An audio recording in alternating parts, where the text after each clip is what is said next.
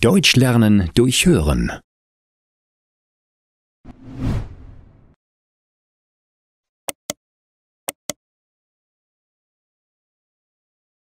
Operation Zimmer retten. Es ist Freitagnachmittag und Sabrina kommt von der Schule nach Hause. Sie ist müde und möchte sich ausruhen. In der Küche nimmt sie schnell ein Glas Saft. Dann wirft sie ihre Tasche auf den Boden und geht in ihr Zimmer. Aber als sie die Tür öffnet, sieht sie das Chaos. Überall liegen Bücher, Papier und Zeitschriften. Auf dem Schreibtisch steht schmutziges Geschirr und die Wäsche liegt auf dem Sofa. Der Teppich ist schmutzig und die Pflanze braucht Wasser. Sabrina schaut sich um und denkt, oh nein, ich muss aufräumen.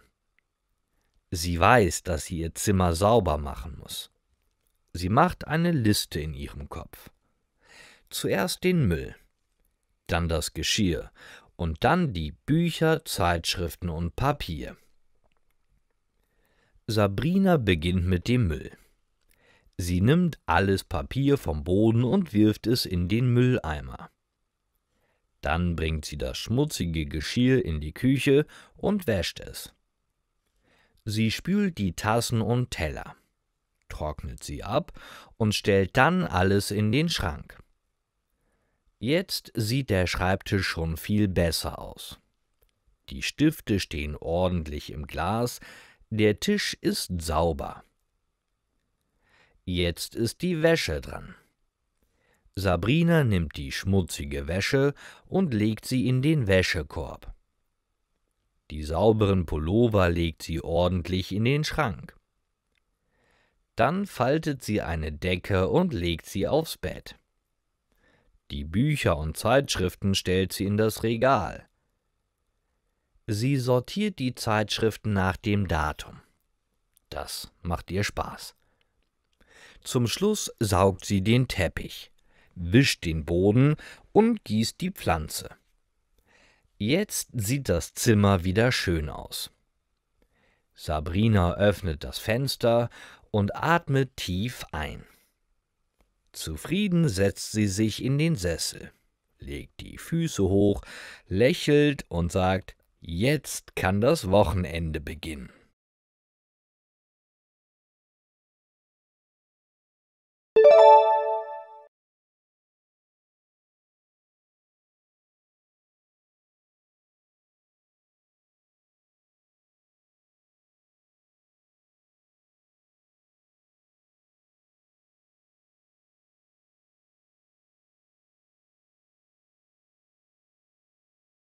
Urlaub im Oktober.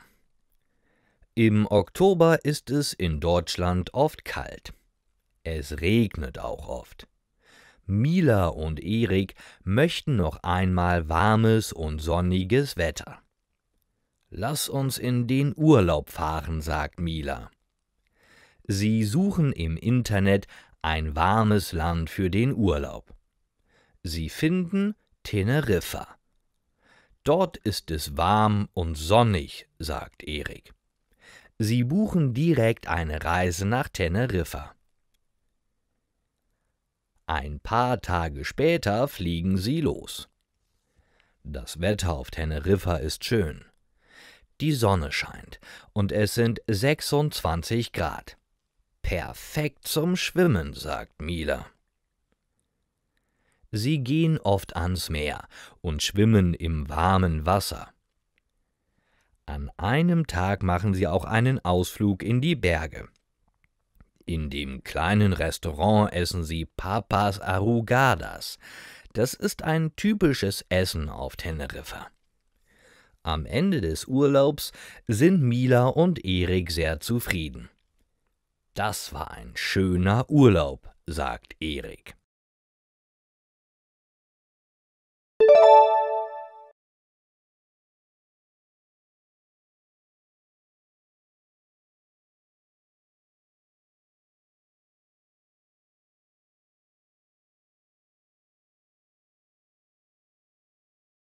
Karneval.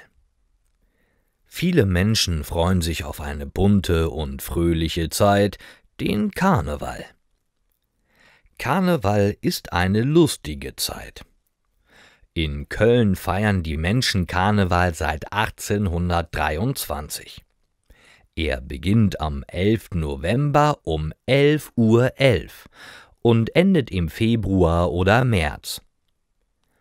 In den letzten Tagen vor dem Ende feiern die Menschen besonders viel. Meistens im Februar, mitten im Winter. Da ist es natürlich ziemlich kalt. Trotzdem sind viele auf der Straße. Sie tragen bunte Kostüme und Masken. Es gibt Musik. Sie tanzen, singen und lachen zusammen. Der Rosenmontag ist der wichtigste Tag im Karneval. An diesem Tag gibt es große Umzüge. Viele Menschen tragen Kostüme.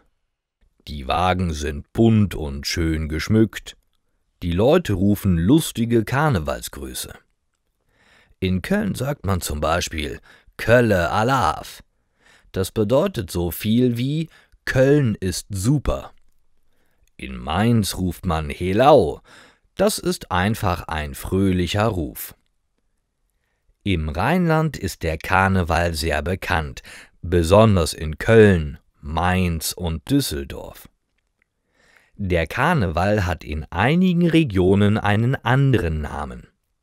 In Südwestdeutschland, in der Schweiz und in Westösterreich nennt man den Karneval Fasnacht, während man in anderen Teilen Österreichs und in Bayern Fasching sagt.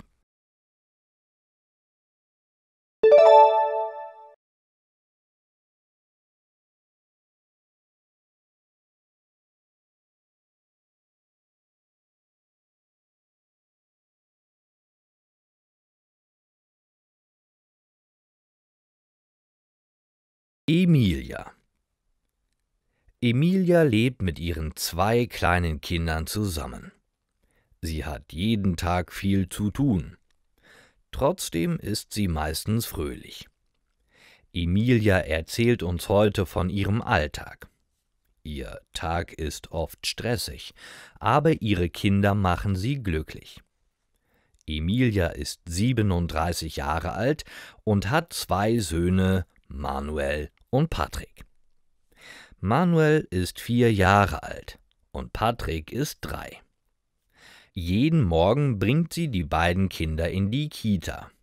Aber das ist nicht einfach. Manuel will oft nicht aufstehen. Er ist müde und bleibt im Bett. Patrick sucht jedes Mal seine Schuhe. Sie sind nicht im Regal. Meistens liegen sie unter dem Tisch oder hinter dem Sofa. Emilia sagt dann oft: Warum stellst du deine Schuhe nicht an ihren Platz? Jeden Morgen ist es stressig. Die Kinder sind langsam. Alles dauert lange. Manuel zieht sich sehr langsam an. Patrick will noch spielen. Emilia ruft immer wieder: Jacke anziehen, Zähne putzen, denk an die Brotdose. Sie müssen schnell losfahren. Aber manchmal wollen die Kinder in letzter Minute noch auf die Toilette gehen. Emilia und ihr Mann sind geschieden. Sie lebt jetzt in Stuttgart. Ihr Ex-Mann lebt in der Türkei und besucht die Kinder nur selten. Auch Emilias Eltern wohnen nicht in der Nähe. Sie leben in einem anderen Teil von Süddeutschland, das ist ziemlich weit von Stuttgart entfernt. Deshalb ist sie alleine mit den Kindern. Jeden Morgen, jeden Abend und am Wochenende ist sie für sie da. Emilia hätte gern ein bisschen mehr Zeit für sich. Manchmal wünscht sie sich, einfach mal ins Kino zu gehen und einen Film zu sehen oder einfach mal in Ruhe einen Kaffee zu trinken. Ihre Freundinnen fragen oft, Wann hast du mal Zeit, Emilia? Am Tag hat sie viel zu tun. Am Abend ist sie oft sehr müde und sagt, »Heute nicht, ich bin kaputt.« Manchmal, wenn die Kinder im Bett sind, setzt sich Emilia auf das Sofa und liest ein Buch oder sieht ein bisschen fern. Das ist ihre kleine Pause am Tag. Aber oft schläft sie dabei ein. Am Ende des Tages freut sich Emilia auf ihr Bett. Es ist nicht immer einfach mit 2 kleinen Kindern. Aber sie liebt sie sehr und ist froh, dass sie ihre Kinder hat.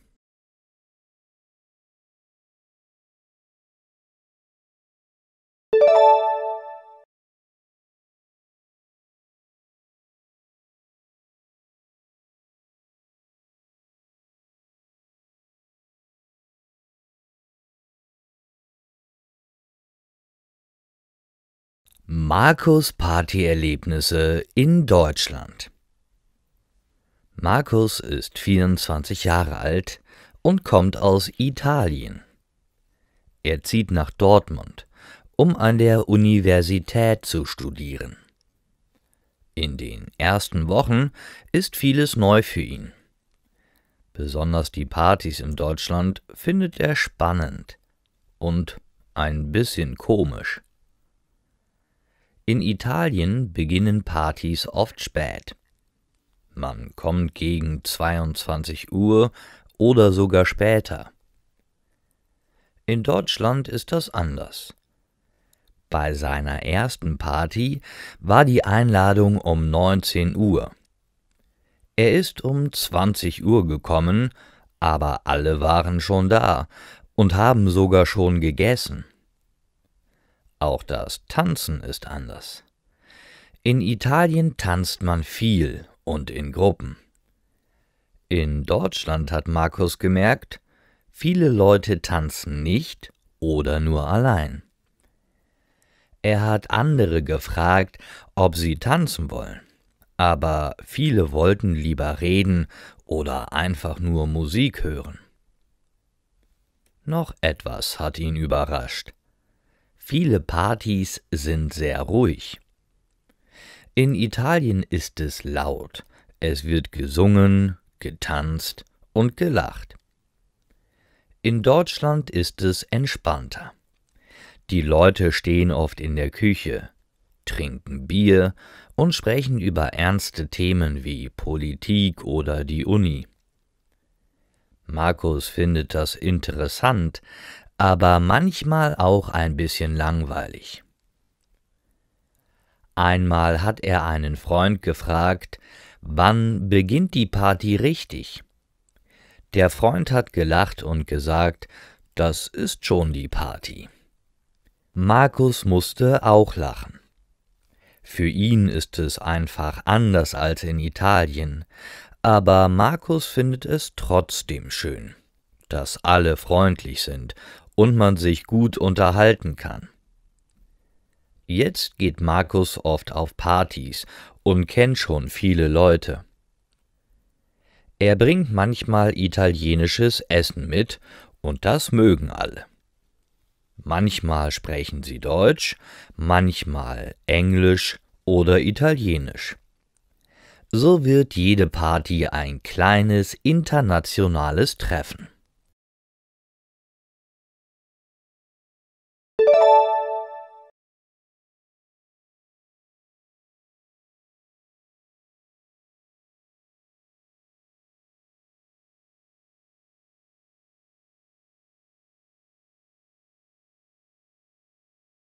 Der Besuch bei Oma.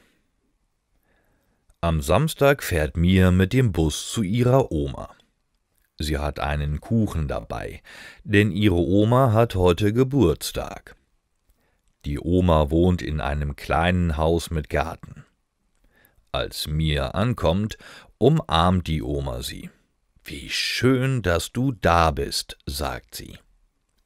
Im Wohnzimmer trinken sie Tee und essen Kuchen. Mia erzählt von der Schule und ihren Freunden. Dann gehen sie zusammen in den Garten. Die Oma zeigt mir die Blumen und die Tomaten. »Willst du helfen?« fragt sie. Mir sagt »gerne«. Am Abend fährt Mir nach Hause. Sie ist müde, aber glücklich.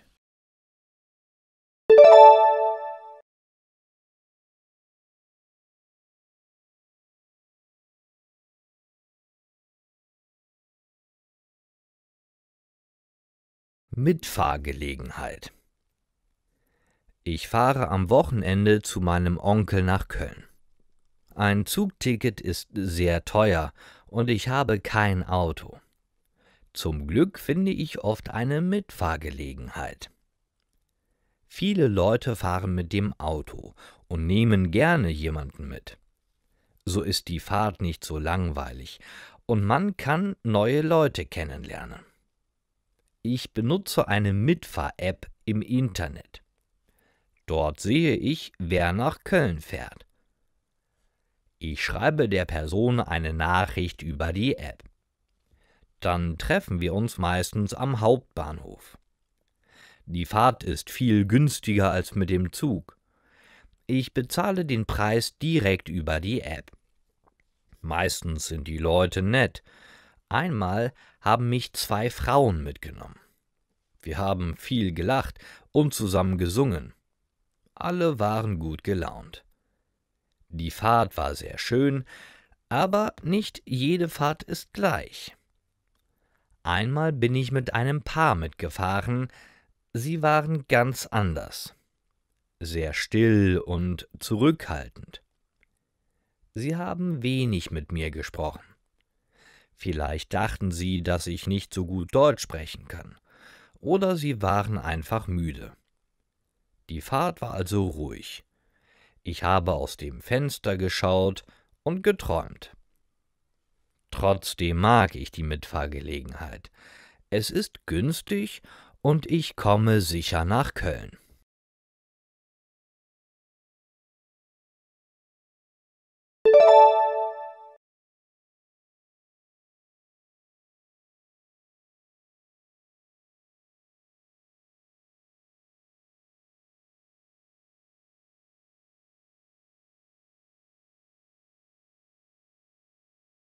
Das Oktoberfest.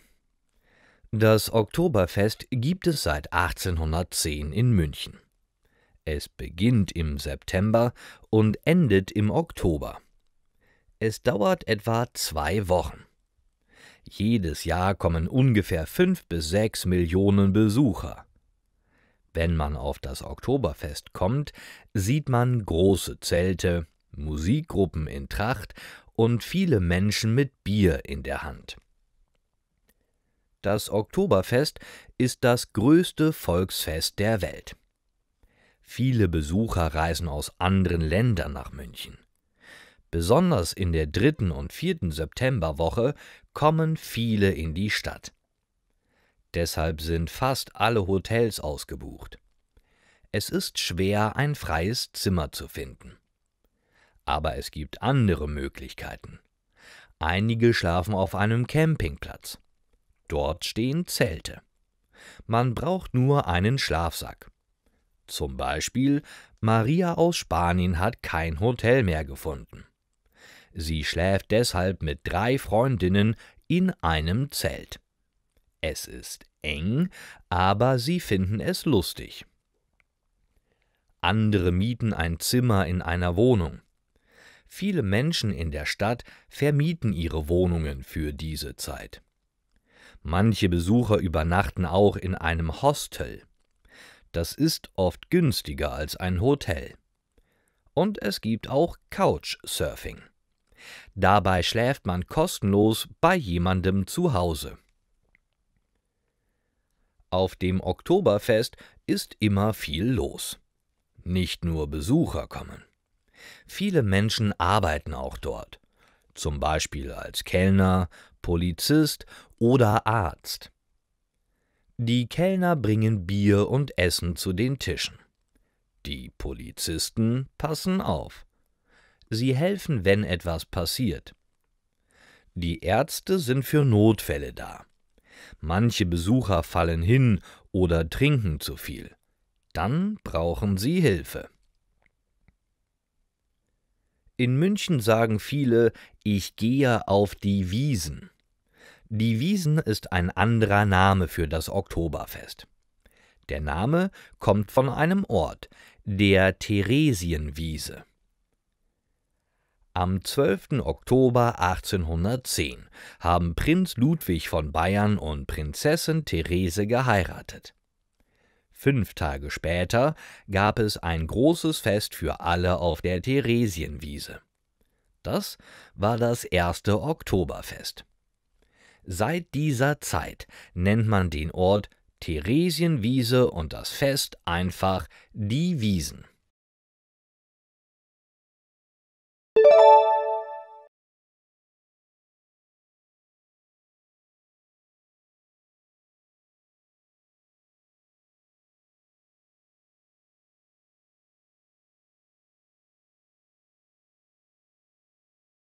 Unsere Wohnung. Hallo, ich möchte euch heute von unserer Wohnung erzählen. Ich wohne mit 2 Mitbewohnern zusammen, Matthias und Leonie.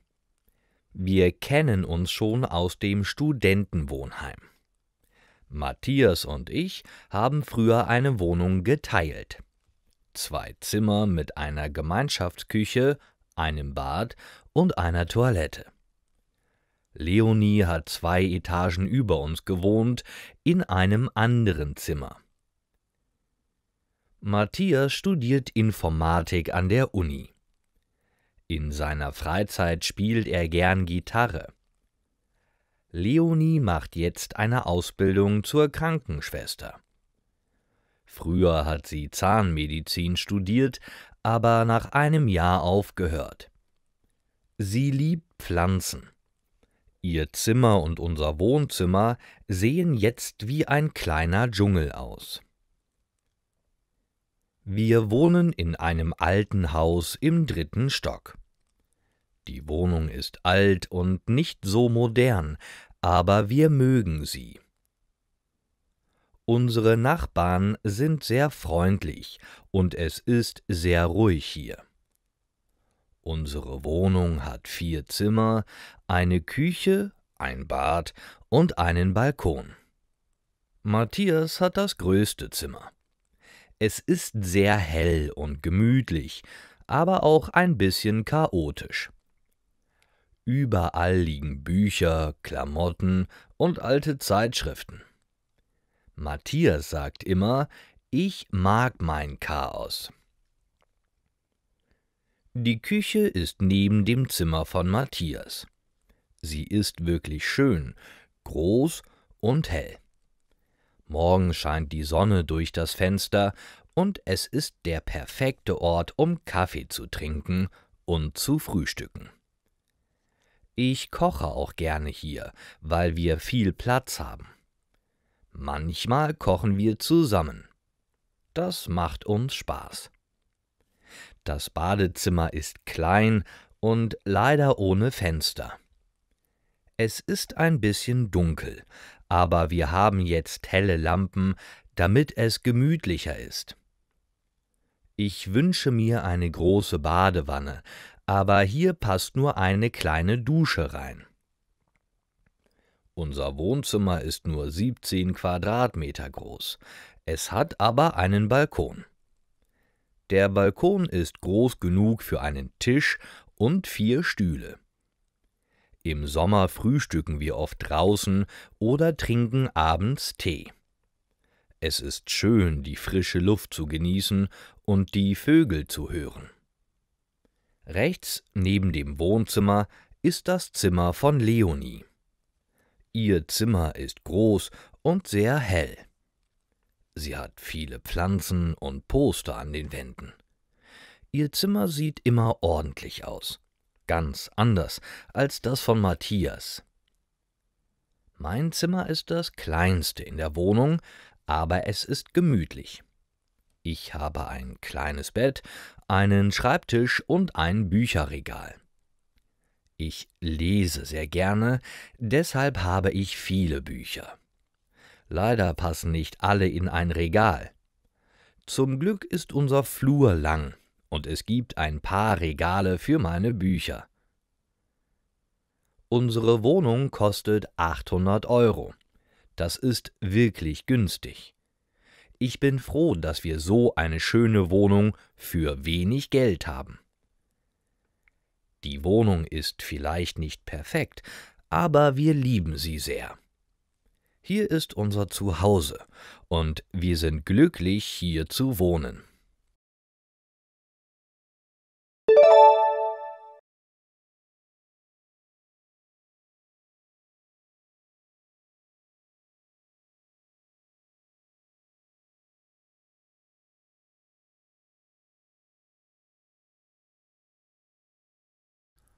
Puh, das ist aber schwierig. Es ist Wochenende. Draußen scheint die Sonne. Doch Paul sitzt zu Hause auf dem Sofa. Ihm ist langweilig. Was soll er machen? In diesem Moment klingelt das Telefon. Sein Freund Karl ruft an. »Hallo Paul, was machst du heute?« fragt er. »Hallo Karl, ich mache gar nichts. Ich sitze auf dem Sofa. Mir ist langweilig«, antwortet Paul. »Das ist nicht gut. Ich gehe gleich Skateboard fahren.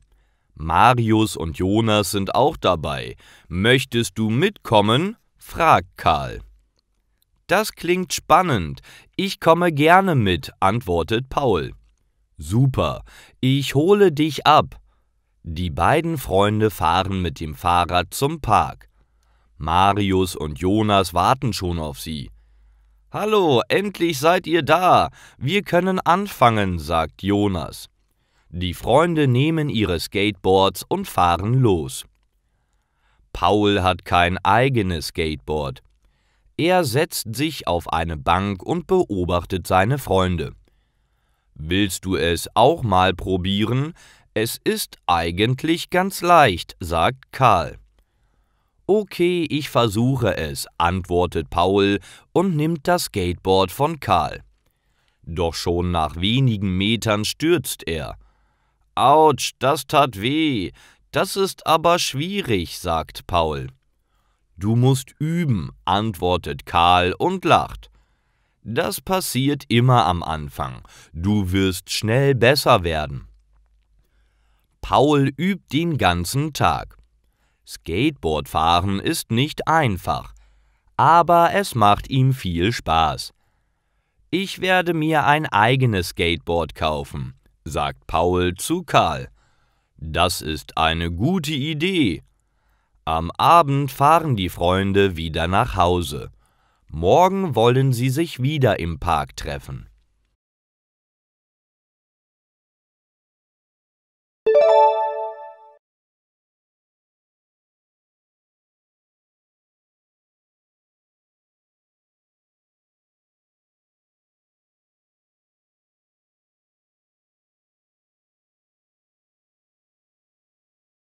Kerstins tolle Radtour. Kerstin hat Ferien. Sie möchte etwas unternehmen und Spaß haben. Ihre Freundin Clara hat eine Idee. Wir machen eine Radtour. Kerstin ist begeistert. Eine Radtour wollte sie schon lange machen. Am Abend planen sie zusammen die Reise. Sie laden die App Komoot herunter und suchen eine schöne Route. Clara sagt, wir fahren von Freiburg bis zum Bodensee. Das gefällt Kerstin sehr. Am nächsten Tag packen sie ihre Taschen. Kleidung, Wasser, Brot und Obst. Danach holen sie die Fahrräder aus dem Keller. Sie prüfen die Reifen und pumpen Luft auf. Clara sagt, wir brauchen auch Ersatzteile. Sie packen 2 Ersatzschläuche und ein kleines Werkzeugset ein. Dann kann die Tour beginnen. Sie fahren in der schönen Stadt Freiburg los. Es ist Sommer. Die Sonne scheint. Am Anfang gibt es viele Hügel und Weinberge. Später wird die Landschaft flacher. Kerstin und Klara fahren durch kleine Dörfer und über grüne Wiesen. Sie machen viele Pausen und genießen die Natur. Sie schlafen meistens in Jugendherbergen, aber manchmal auch in kleinen Hotels. Nach ein paar Tagen kommen sie zum Bodensee. Der See ist sehr groß. Das Wasser ist blau und ruhig. Am Ufer gibt es viele Cafés. Dann sehen sie ein Schild: Schiff zur Insel Mainau. Kerstin bleibt stehen und sagt: »Oh, Mainau, ich habe im Internet gelesen, dass es dort einen Garten gibt, mit vielen Blumen und Schmetterlingen. Der Garten soll sehr schön sein. Ich möchte dorthin.« Sie kaufen Tickets und fahren mit dem Schiff. Die Fahrt dauert 30 Minuten. Der Wind ist frisch, aber die Sonne scheint. Auf der Insel gibt es schöne Wege, große Bäume und viele bunte Blumen. Kerstin und Klara spazieren langsam durch den Garten. Überall duftet es nach Blumen. Sie sehen viele Schmetterlinge und bunte Pflanzen. Kerstin macht viele Fotos und sagt, das ist der schönste Ort der Reise. Nach dem Spaziergang setzen sie sich in ein kleines Café. Sie trinken etwas und schauen auf den See. Es ist ruhig. Sie fühlen sich wohl und genießen den Moment. Danach gehen sie noch ein bisschen durch die kleinen Läden auf der Insel. Klara findet ein schönes Andenken, ein Magnet mit einer Blume. Beide machen noch ein paar Fotos, bevor sie zurück zum Schiff gehen. Nach 7 Tagen ist die Reise zu Ende. Die beiden sind müde, aber sehr glücklich. Sie steigen in den Bus und fahren nach Hause. Im Bus ruhen sie sich aus. Klara sagt, das war ein tolles Abenteuer. Kerstin antwortet, nächstes Jahr machen wir wieder eine Tour.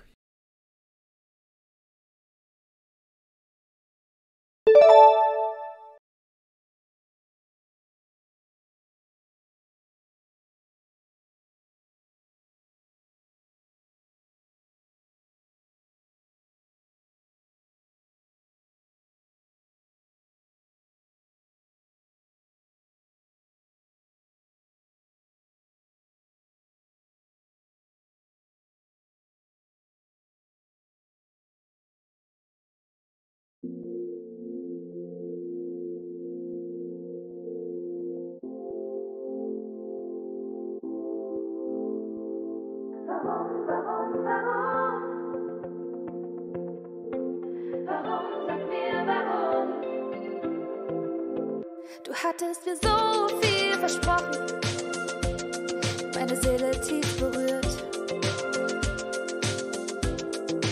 Und jetzt ist mein Herz gebrochen, wusste nicht, wie mir geschieht.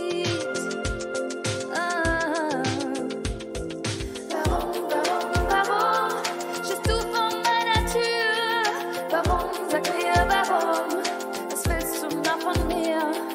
Warum hast du gesagt, es ist aus und vorbei? Es passt nicht mehr zwischen uns und es war nur eine Liebelei.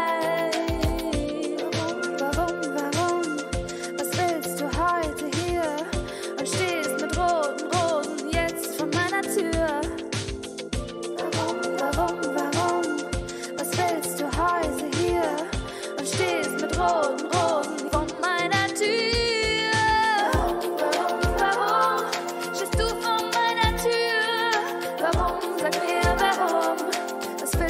Von mir. Warum hast du gesagt, es ist aus und vorbei? Es passt nicht mehr zwischen uns und es war nur eine Liebelei. Kannst du mich nicht vergessen, so wie ich dich? Und kannst du nachts nicht schlafen ohne mich? Tut es dir leid und hast du nachgedacht, wie weh du mir getan hast, dann nimm mich einfach in den Arm. Ich weiß, es ist noch Liebe da. Warum stehst du vor meiner Tür? Warum, sag mir warum?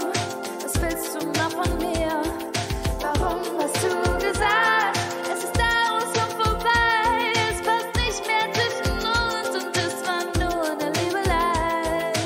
Warum, sag mir warum?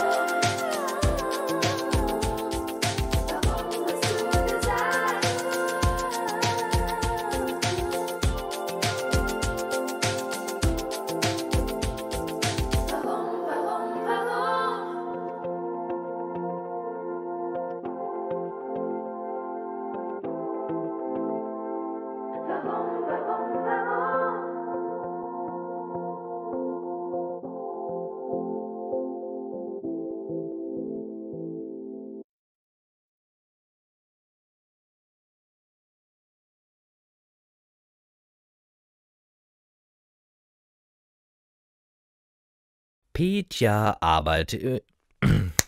Petja arbeitet im Krankenhaus. Petja kommt aus Bulgarien.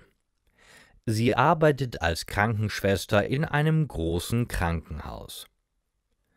Petja muss im Schichtdienst arbeiten. Manchmal arbeitet sie früh am Morgen, manchmal in der Nacht. Auch am Wochenende hat sie oft Dienst. Nach einem Nachtdienst ist sie meistens sehr müde. Sie kommt morgens nach Hause, aber sie kann nicht sofort schlafen. Manchmal muss sie einkaufen gehen oder sie hat einen Termin, zum Beispiel beim Arzt, im Rathaus oder beim Finanzamt. Dann ist der Tag sehr anstrengend für sie. Sie möchte am liebsten ins Bett gehen und einfach nur schlafen. Die Arbeit als Krankenschwester ist wirklich hart, aber trotzdem mag sie ihre Arbeit sehr. Sie liebt es, Menschen zu helfen. Sie spricht oft mit vielen Patienten. Manche haben Angst vor einer Operation oder sind nervös, weil sie nicht wissen, was passiert. Petja hört zu und versucht, sie ruhig zu machen. Petja arbeitet gern mit ihren Kollegen zusammen. Die Atmosphäre im Team ist gut. Manchmal bringt jemand Kuchen oder Kaffee mit. In der Pause machen sie zusammen ein kleines Frühstück. Das gemeinsame Frühstück macht die Pause schön und alle können sich kurz entspannen und lachen. Petjas Familie lebt in Bulgarien. Manchmal ist sie traurig, weil sie weit weg sind. Aber sie telefonieren oft. Petja erzählt von ihrer Arbeit, von ihren Kollegen und von ihrem neuen Leben in Deutschland. Ihre Familie ist stolz auf sie und das macht sie stark.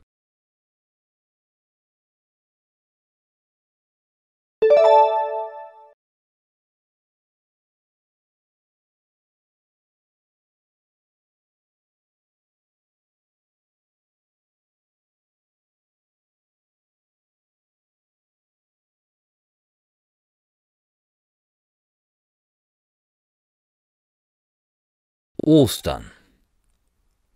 Ostern ist ein wichtiges Fest im Frühling, besonders für Kinder. Viele Menschen warten schon lange auf dieses Fest.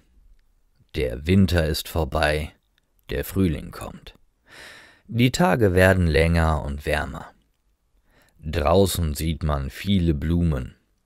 Viele schmücken ihre Wohnung mit bunten Eiern und kleinen Hasen. Schon am Tag vorher sind die Kinder oft sehr aufgeregt. Sie fragen, kommt der Osterhase wirklich? Sie können kaum warten. Am nächsten Morgen stehen die Kinder früh auf. Viele Eltern sagen dann, der Osterhase war da. Er hat bunte Eier und Süßigkeiten gebracht. aber sie gut versteckt. Die Kinder suchen im Garten oder in der Wohnung. Das macht viel Spaß. Manchmal helfen die Eltern beim Suchen. Viele Familien haben eigene Ostertraditionen. Am Morgen sitzen sie gemeinsam am Tisch. Es gibt bunte Eier, Brötchen und Saft. Danach verstecken manche Eltern kleine Geschenke. Die Kinder suchen die Geschenke. Sie rufen, »Ich hab eins gefunden«, und zeigen es den anderen. Zu Mittag essen viele Familien zusammen. Typisch ist Lammfleisch mit Kartoffeln und Gemüse. Am Nachmittag gibt es oft Kuchen oder Ostergebäck. Viele machen auch einen Spaziergang. Ostern ist für viele ein schönes Fest. Die Familie ist zusammen, das Wetter ist oft gut und man genießt die Zeit im Frühling.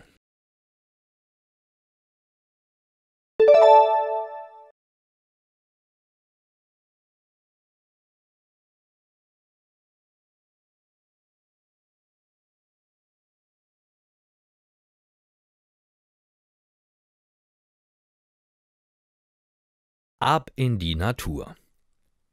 Jamal, Leo und Matteo sind Freunde. Sie besuchen zusammen einen Deutschkurs in Kassel.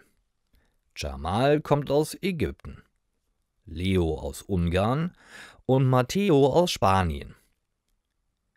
Unter der Woche lernen sie viel. Am Wochenende wollen sie sich dann ausruhen und etwas unternehmen. Im August planen sie eine Reise in die Eifel. Sie möchten sich ein Auto von einem Freund leihen und 3 Tage auf einem Campingplatz bleiben. Sie sind sehr gespannt und reden oft darüber. Jamal sagt, ich war noch nie in der Eifel. Es wird sicher schön. Die Freunde suchen im Internet nach einem Campingplatz am Laacher See. Sie finden einen schönen Platz. Matteo ruft, dieser Campingplatz sieht gut aus. Die Freunde sind begeistert. Es gibt viele Bäume, viel Schatten und das Wasser ist nicht weit entfernt. Dort wollen sie zelten. Leo stimmt zu. Ja, und abends machen wir ein Lagerfeuer. Wir dürfen nicht vergessen, Marshmallows mitzunehmen. Vor der Reise kaufen sie zusammen Essen und Getränke und packen alles in eine große Tasche. Sie packen auch Decken, Zelte und Taschenlampen ein. Matteo bringt eine Gitarre mit und freut sich darauf, abends am Lagerfeuer Musik zu machen. Am Samstagmorgen holen sie das Auto ab und fahren los. Die Fahrt dauert 2 Stunden. Sie reden viel, hören Musik und haben dabei viel Spaß. Als sie ankommen, sind sie begeistert. Die Eifel ist wunderschön. Am Campingplatz bauen sie die Zelte auf. Danach machen sie einen Spaziergang. Sie genießen die frische Luft und freuen sich auf das Wochenende in der Natur. Am Nachmittag gehen sie zum See. Das Wasser ist kühl, aber sehr klar. Matteo springt zuerst ins Wasser. Dann schwimmen auch Jamal und Leo. Sie genießen hier den ruhigen Nachmittag. Später spielen sie Volleyball auf einer Wiese neben dem See. Ein anderes Team macht mit und sie spielen zusammen. Danach sind alle müde und hungrig. Am Abend sitzen sie am See und essen zusammen. Sie haben Sandwiches, Obst und etwas Saft dabei. Nach dem Abendessen machen sie ein Lagerfeuer. Matteo spielt Gitarre, Jamal singt ein Lied aus Ägypten und Leo erzählt eine lustige Geschichte aus seiner Kindheit. Sie rösten Marshmallows über dem Feuer. Es wird spät, aber niemand will schlafen gehen. Der Himmel ist klar und sie sehen viele Sterne. Am nächsten Tag machen sie eine kleine Wanderung. Der Weg geht durch den Wald und über Hügel. Von oben sehen sie den See und das grüne Tal. Es ist wunderschön. Jamal macht viele Fotos. Am Nachmittag sitzen sie auf dem Steg und halten die Füße ins Wasser. Sie reden über ihre Länder, ihre Familien und ihre Träume. Die Sonne scheint auf das Wasser und alles ist ruhig. Am Sonntag packen sie alles wieder ins Auto. Sie sind ein bisschen müde, aber sehr zufrieden.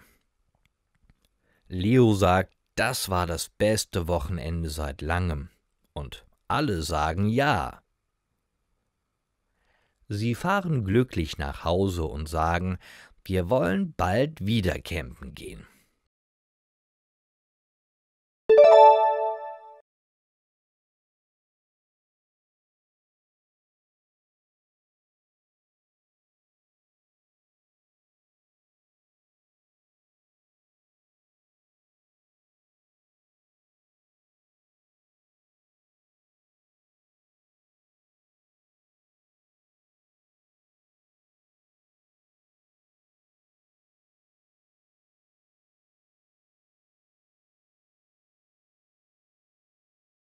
Model mit 18.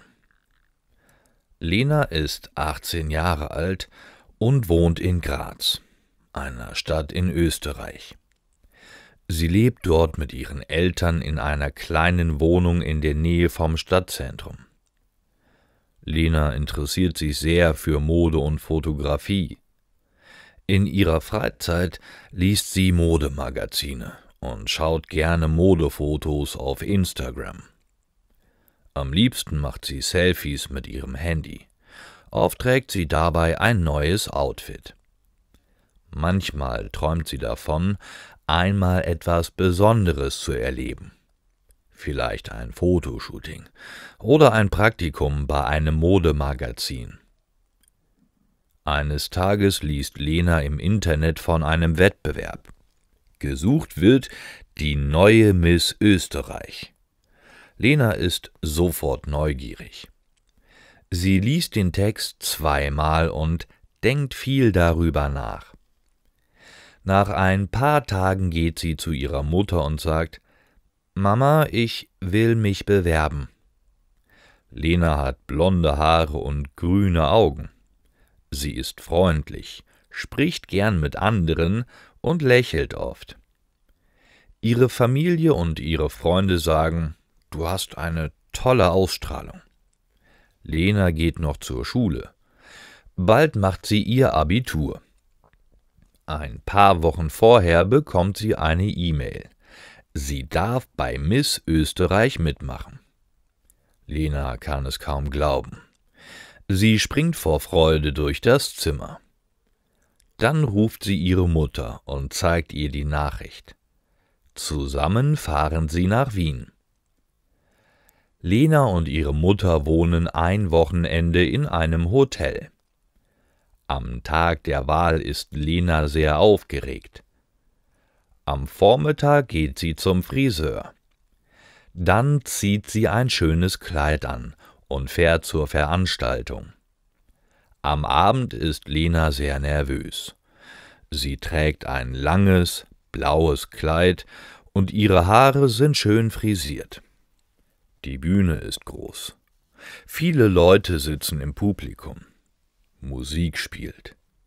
Die Kandidatinnen zeigen sich auf der Bühne, eine nach der anderen.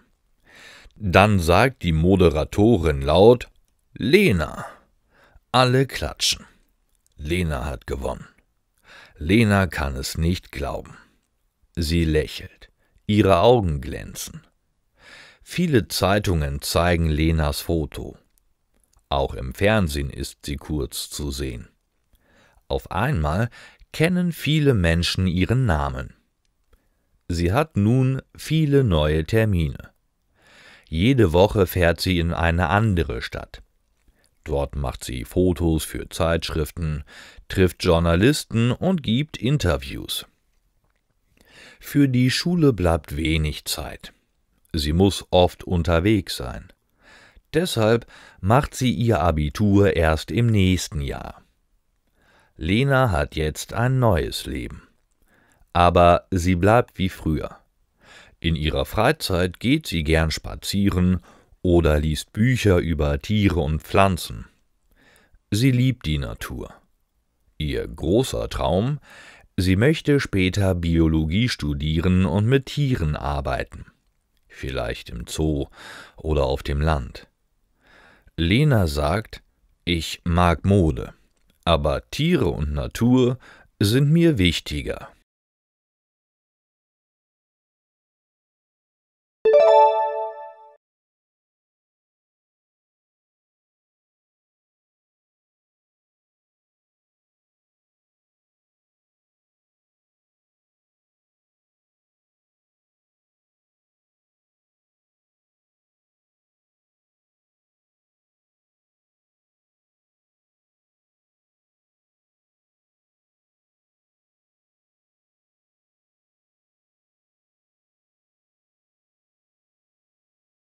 Lieblingsfeste der Deutschen.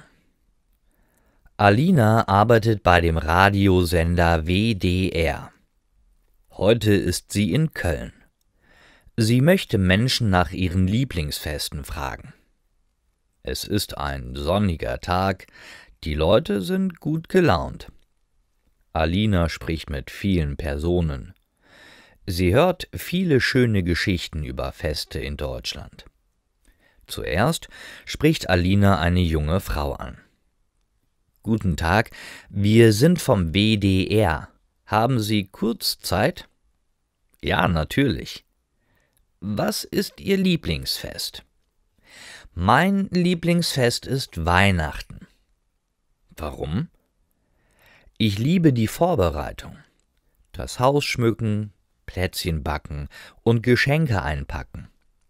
Ich weiß, viele Menschen finden sie stressig, aber mir macht das Spaß.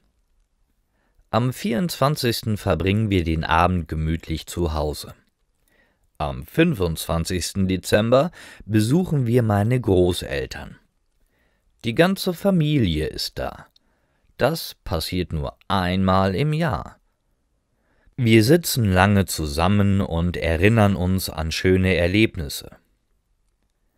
Ein Mann, ein Maler, sagt: Ich mag große Familienfeste nicht so sehr. Es ist oft zu viel Stress.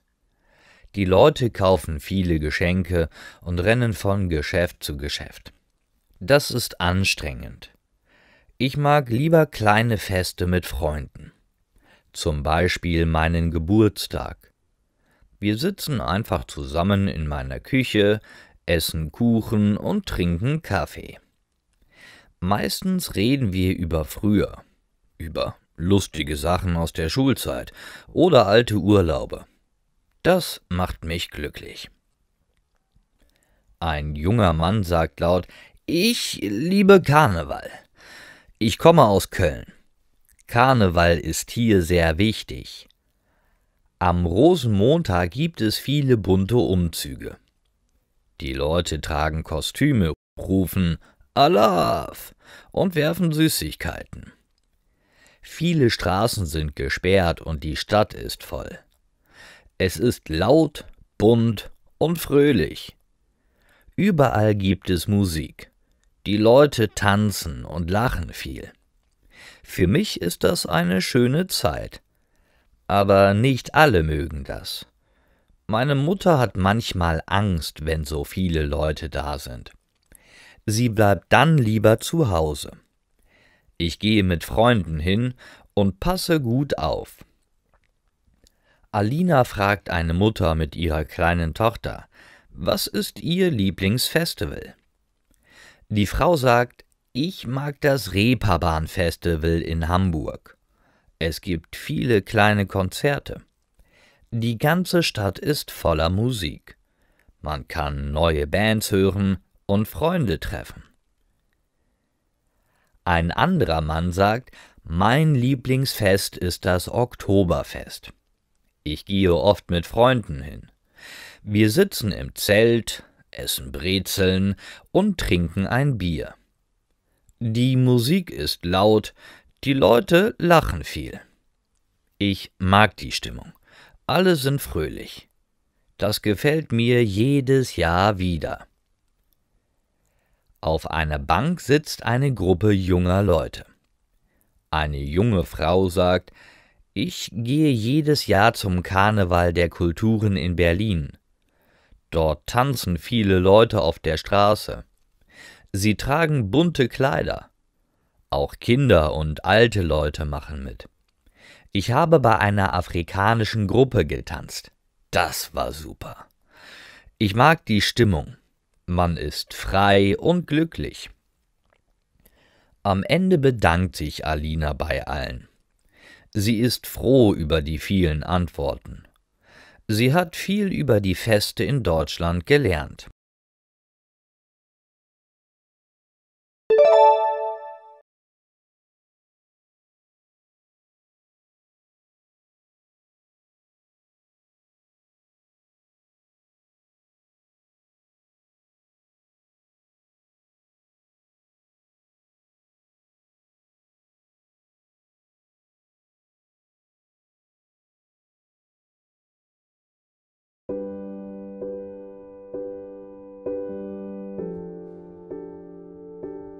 Es vergehen Stunden, Tage und Nächte. Ich starre aufs Telefon. Wann rufst du endlich an? Endlich ein Klingelton. Bist du dran? Ich höre nur einen Atem, doch ich spüre, das bist du. Kann es kaum erwarten, deine Stimme zu hören und du. Bitte sag doch nur ein Wort, nimm den Druck von meiner Seele. Sag, dass du am anderen Ende bist, ich mich nicht mehr länger quäle. Ich sende dir meine Gedanken, hast du mich nicht vermisst?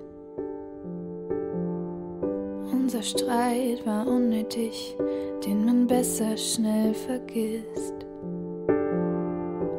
Es waren nur Kleinigkeiten, heute sehe ich es ein.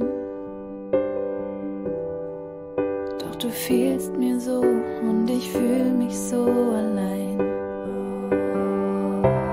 Bitte sag doch nur ein Wort, nimm den Druck von meiner Seele. Sag, dass du am anderen Ende bist, ich mich nicht mehr länger quäle. Hallo, hallo, bist du noch dran? Sag doch ein Wort, ich glaub fest daran, dass es einen Weg gibt für uns zwei. Und unsere Liebe ist noch nicht vorbei. Bitte sag doch nur ein Wort, nimm den Druck von meiner Seele. Sag, dass du am anderen Ende bist, ich mich nicht mehr länger quäle.